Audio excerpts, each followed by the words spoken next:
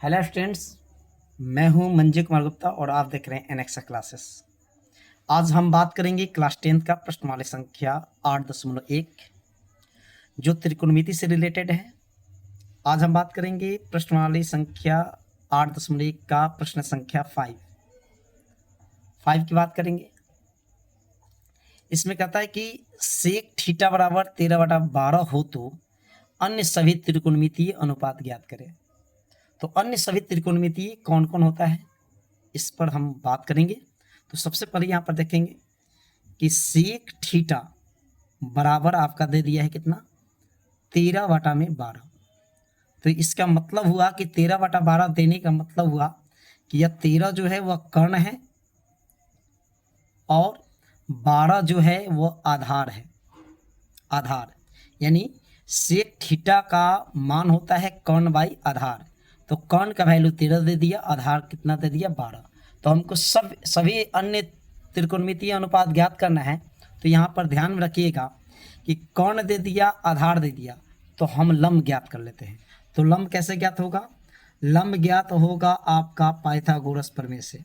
और लंब बराबर फॉर्मूला होता है अंडर रूट कर्ण का स्क्वायर माइनस आधार का स्क्वायर। कर्ण का स्क्वायर माइनस आधार का स्क्वायर। तो कर्ण आपका कितना है? कर्ण देखिए आपका 13 का है, तो 13 का स्क्वायर कर देते हैं, और माइनस आधार कितना है 12 है, तो 12 का स्क्वायर कर देते हैं। ठीक है, चलिए देखिए। तो 13 का स्क्वायर 169 होता है और 12 का स्क्वायर होता है 144।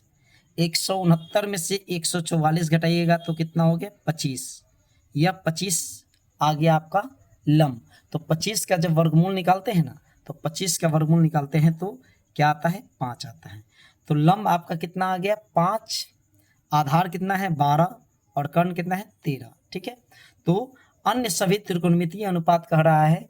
तो सबसे पहले हम ज्ञात करेंगे किसके बारे में? साइन के बारे में। अन्य सभी त्रिकोणमितीय अनुपात में आ गया साइन थीटा। ठीक है, साइन थीटा होता है लंब बटा में कर्ण। साइन थीटा लंब बटा में कौन होता है? लंब देखिए यहाँ पर कितना दिया हुआ है, लंब दिया हुआ है 5, 5 बटा में कौन कितना है आपका 13 है। तो 13, 5 बटा में 13 आपका राइट आंसर हो गया। यह पहला नंबर मैथ बन गया। दूसरा नंबर कह रहा कि कॉस निकालिए, कॉस थीटा। तो कॉस थीटा बराबर होता है आधार बटा में कर्ण। आधार बटा में कर्ण। तो आधार आपका कितना दिया हुआ है? देखिए यहाँ पर आधार दिया हुआ है 12, तो 12 और बटा में कर्ण कितना दिया हुआ है 13, तो 12 बटा में 13 इसका राइट आंसर हो गया। ठीक है, यह कॉस थीटा का निकल गया।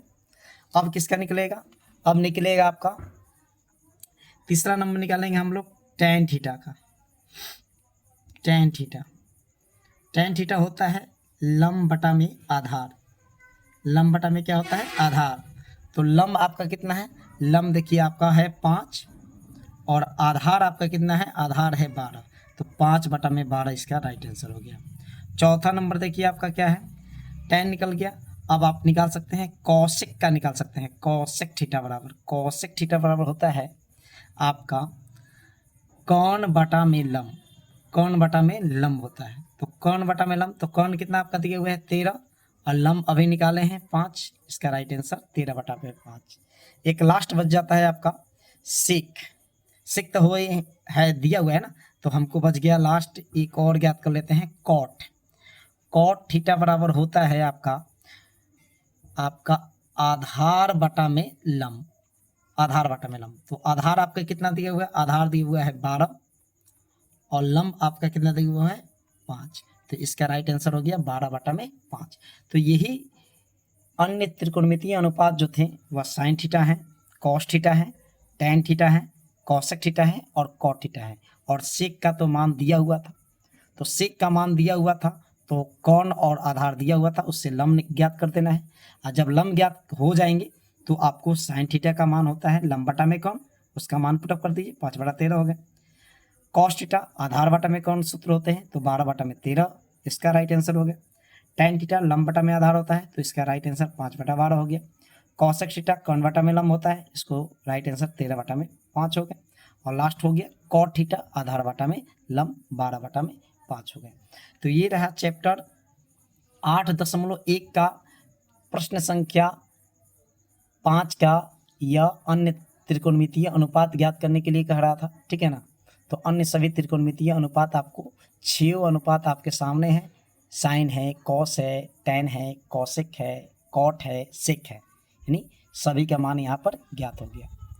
अगर आप हमारे चैनल पर नए हैं तो हमारा चैनल एनेक्सा क्लासेस को लाइक कीजिए, सब्सक्राइब कीजिए और शेयर कीजिए। बहुत बहुत धन्यवाद। Thank you.